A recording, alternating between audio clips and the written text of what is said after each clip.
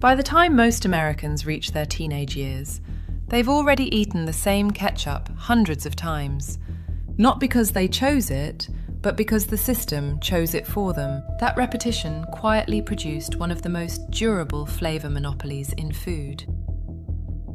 Heinz ketchup didn't come to dominate childhood flavor memories through clever advertising or nostalgia-driven storytelling. It arrived earlier, at the point where taste is formed, long before preference becomes conscious. Flavor loyalty rarely begins in grocery aisles.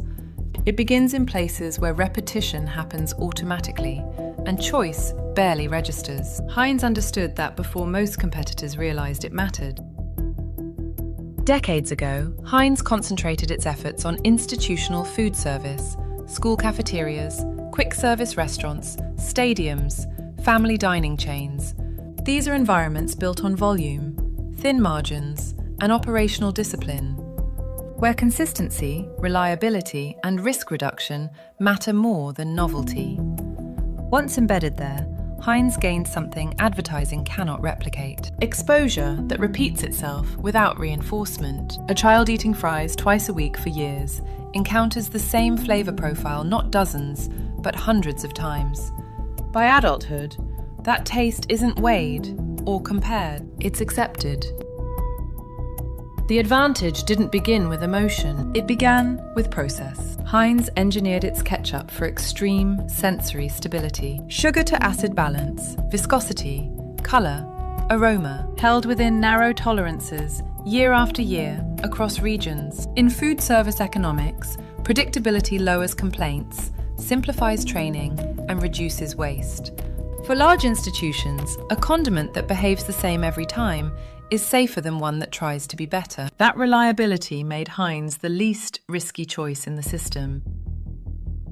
As exposure accumulates, preference hardens. Behavioral research shows that flavors encountered repeatedly during childhood tend to persist into adulthood, not because they outperform alternatives, but because familiarity becomes comfort. The process mirrors compounding. Small, repeated exposures quietly reinforce behavior until deviation feels unnecessary.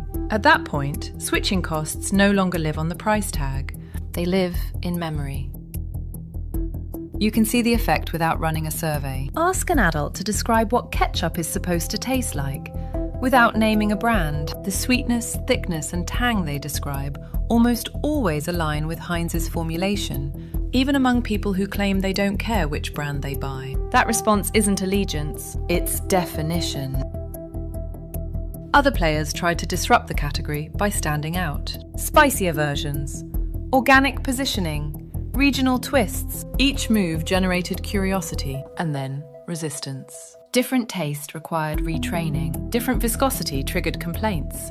Even subtle changes disrupted expectation. Heinz moved in the opposite direction. It stayed still. In a mature category that typically grows in the low single digits, stillness has value. Ketchup's role inside a broader food portfolio isn't to drive growth. It's to anchor stability. Predictable volume, low volatility, and entrenched demand soften earnings swings and absorb inflation pressure more effectively than trend-dependent products. When other categories wobble, ketchup keeps flowing. This is where the story bends. Nostalgia is often treated as a marketing achievement. In practice, it emerges from something quieter. Operational consistency, maintained long enough, turns repetition into emotion. Feeling comes later. Structure comes first. Viewed from a distance, the pattern sharpens. Heinz didn't come to dominate childhood flavor memories because people loved it. People came to love it because Heinz dominated exposure. Presence came before preference. And that leaves an unsettling implication hanging in the background. If taste memory can be shaped through infrastructure, repetition, and risk economics, how many preferences feel personal only because they were never questioned? Once a flavor becomes the default, replacing it isn't about persuasion, it's about unlearning. And memory, once set, is the most defensible system in food.